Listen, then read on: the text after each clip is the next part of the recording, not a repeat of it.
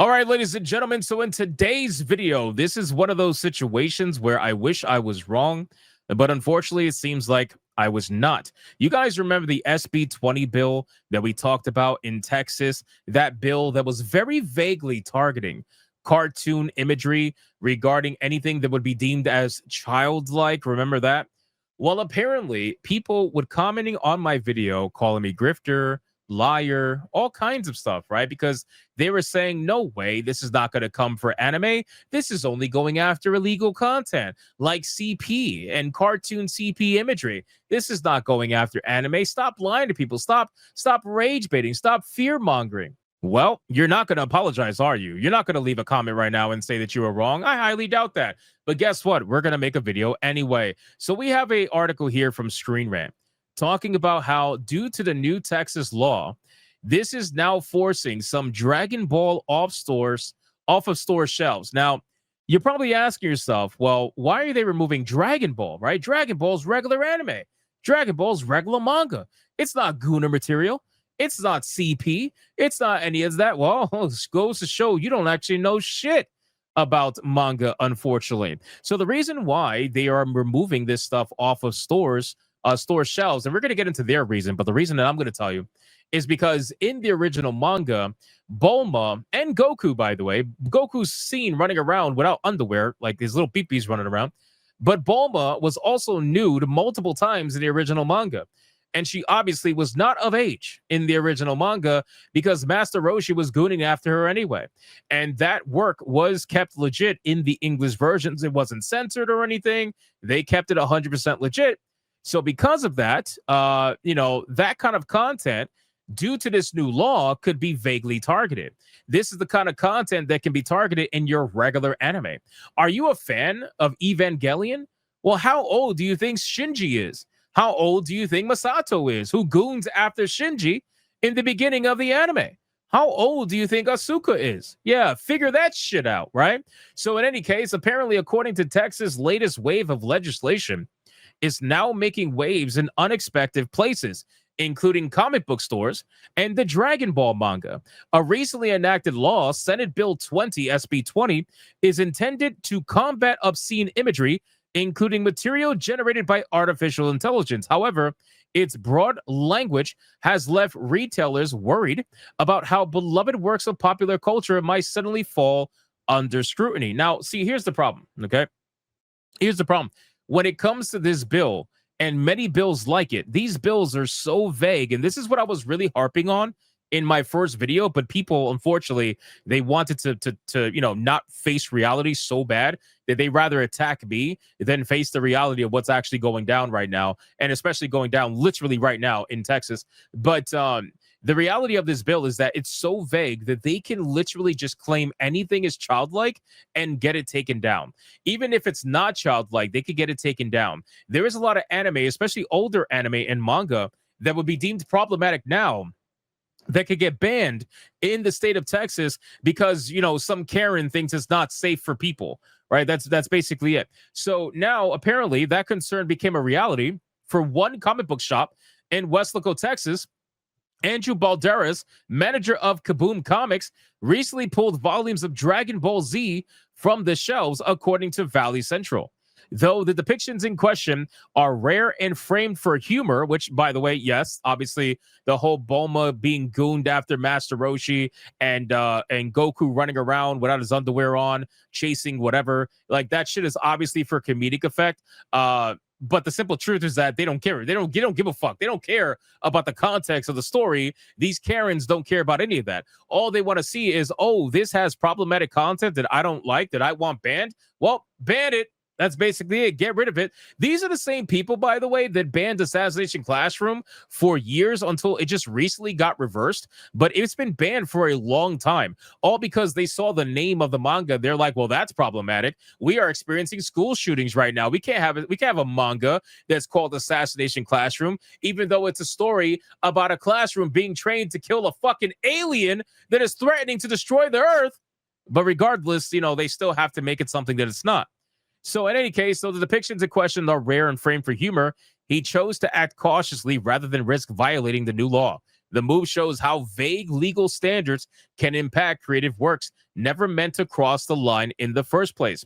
SB 20 passed the overwhelming support in the Texas legislature earlier this year. Its aim was to crack down on obscene content involving children, particularly images created with using new technologies like AI. Lawmakers argued that keeping ahead of rapid technological changes required updating existing obscenity laws to cover not just real photographs, but also illustrations, cartoons, and computer generated material. Now, okay, I'm going to put it to you like this. There's a lot of nuance to this conversation. There's a lot of nuance to this argument. I could see both sides to the argument. There are some cartoons that are drawn that are highly sus, right? That are so obviously depicting a child, right? And they'll try to utilize the whole 1,000-year-old whatever to try to, lie about the depiction of it being a child. But then I also see the other side of the argument, whereas it's a fucking cartoon. It doesn't have, it's not real. It doesn't have an age. It's not a real person. Nobody's actually, there's nobody being harmed here, whatever. I get both sides of the argument. And again, for me, even though the content's not for me, I get both sides. But at the end of the day, this is going to go well past that. They're always going to start with the most obscene stuff, the stuff that half the people don't want to defend. They're always going to start with that.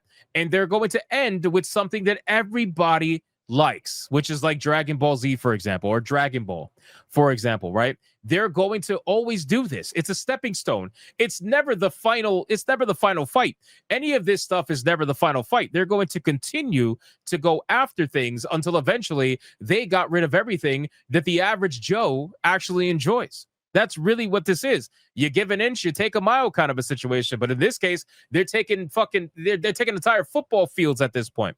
So the challenge lies in the bill's wording specifically. It specifies that depictions can be illegal regardless of whether the depiction is an image of an actual child, a cartoon, an animation, or an image created using AI. That broad phrasing means fictional works like manga or anime can technically fall within its scope if they meet the obscenity test. Critics argue that this creates confusion for retailers and fans alike. While most people support restricting AI-generated harmful imagery, the possibility of traditional comics or anime being targeted feels like collateral damage. And that is right there what the main point of my entire first video was. All I'm trying to say is that the wording of this bill is not done in the favor of people who enjoy anime or manga. It is done in the favor of the people who want that shit banned. The reason why is because it's so vague. It can literally mean damn near anything, right? So at this point, you can actually see this stuff getting banned in real time. And it's because the wording is so vague that content like early Dragon Ball or some of the Dragon Ball Z stuff could be banned as well. That's just how it goes. Balderas, for instance, says Dragon Ball Z was never intended to sexualize its young characters, but the letter of the law left him with few options but to play it safe.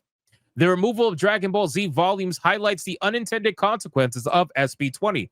The franchise, one of the most popular Japanese exports worldwide, occasionally features its main character Goku shown unclothed as a child.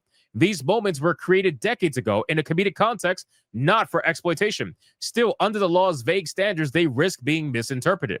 For Balderas, the decision wasn't easy. He acknowledged that customers rarely brought up the law and that most fans likely wouldn't view the older volumes as offensive. Yet as a business owner, the possibility of criminal liability, even on a technicality, was too serious to ignore. Removing the books was a precautionary measure to protect both himself and his store. The case reflects a larger concern across the comic and anime retail industry. Store managers may now have to carefully comb through decades of material to identify scenes that might get flagged. Given how vast and diverse these franchises are, ensuring compliance becomes a nearly impossible task. As Balderas noted, nobody can realistically review every single panel across hundreds of series. So I want to keep in mind that sure, there's going to be a lot of stuff that slips through the cracks because there's a lot of content that they have to go through.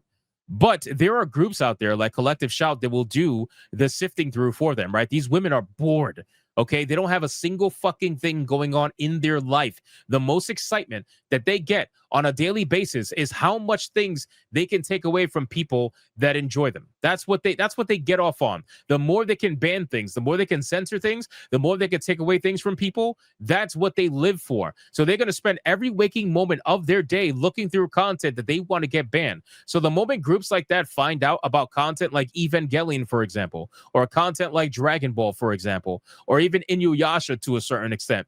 Anytime they find content like that, guess what's going to happen?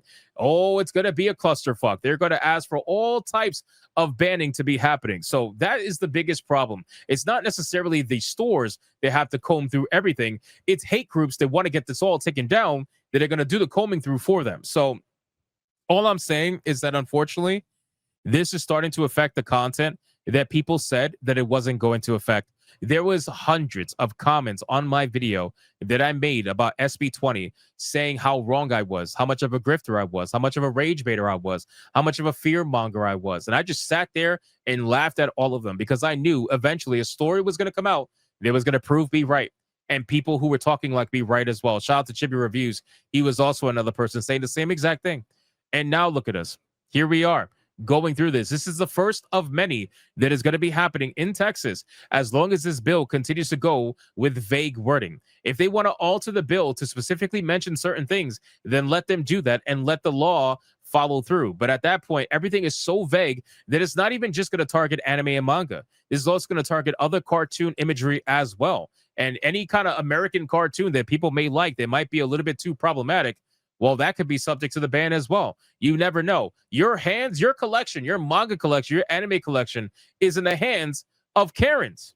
Does that really sound like something that sounds enticing to you? Because it sure as hell does not sound enticing to me, considering I have over 2,000 mangas in my collection. The last thing I want is for a Karen to determine what's allowed in my collection or not. So you guys can let me know in the comments down below. What do you think about this entire nonsense regarding the banning or potential banning of Dragon Ball, considering the problematic imagery under the new law? Let me know in the comments down below. Do you agree with the store owner in preemptively taking down this stuff to protect his business? Let me know what your thoughts are. Thank you so much for watching this video. And if you enjoyed it, consider hitting that like and subscribe. And I will see you guys on the next one. And if you said I was a rage baiter, why don't you just admit you were wrong for fuck's sakes for once? Just admit you were wrong. It's okay. Leave a comment. Don't worry about it.